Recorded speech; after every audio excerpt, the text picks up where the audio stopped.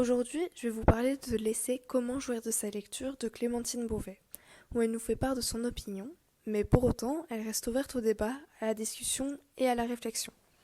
Oh, toi aussi tu l'as lu? J'ai dû le lire pour français.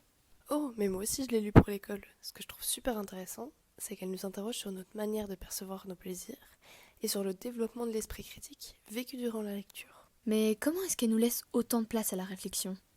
Ce qui aide beaucoup, c'est l'ironie et le ton amusant qu'elle utilise. Ce procédé permet d'attirer un public plus large, des petits funny, et de maintenir le lecteur intéressé.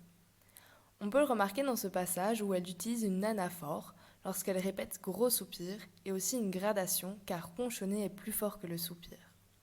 Il y a aussi une didascalie lorsqu'elle écrit gros soupir afin de nous faire comprendre qu'elle nous donne une indication sur la mise en scène.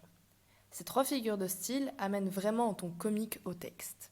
Ah oui, elle utilise aussi des questions rhétoriques, ce qui permet vraiment de s'interroger sur ce qu'on lit et comment on lit, ainsi pourquoi on aime ou pas. Ça stimule aussi la réflexion et elles peuvent parfois provoquer un besoin de réponse.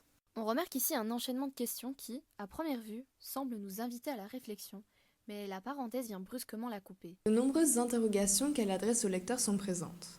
Elle vise surtout à encourager une introspection sur notre propre rapport à la lecture. Cela nous rapproche aussi de l'auteur comme une conversation. Parfois ces questions ont une réponse, mais ce n'est pas toujours pour imposer une vérité. Dans cet extrait, contrairement aux questions rhétoriques, elle cherche à nous poser des questions, mais cette fois-ci afin d'obtenir une réflexion intérieure de notre part. Elle cite également de nombreuses références culturelles et littéraires, ainsi que des auteurs connus. Dans cet extrait, l'autrice utilise deux genres d'œuvres culturelles, notamment Lolita et Twilight, afin d'exemplifier son désaccord face à la normalisation de la culture du viol, de la séquestration, de la contrainte sexy et la sexualisation abusive envers les femmes. Pour finir, elle va utiliser une structure de texte très peu formelle. Elle ne suit pas un plan rigide, ce qui laisse plus de place à la réflexion. C'est vrai qu'une structure trop stricte peut parfois enfermer la pensée et empêcher le lecteur de remettre en question ce qu'il lit. À l'inverse d'ici, où l'autrice écrit de manière beaucoup plus libre, on peut dire qu'elle utilise une démarche cognitive. Donc en conclusion, elle laisse au lecteur une grande liberté. Bien qu'elle exprime clairement son opinion, celle-ci apparaît à travers son ton, ses questions rhétoriques, ses exemples choisis et la manière dont elle construit son ouvrage. Bon, faut faire un jugement de goût, t'y vas? Non, vas-y toi. Non, vas-y. Bon, ok, c'était de la merde. Même si notre analyse a été un plaisir à écrire, malheureusement le jugement de goût n'a pas été une tâche facile. J'aimerais commencer par la profondeur de l'essai.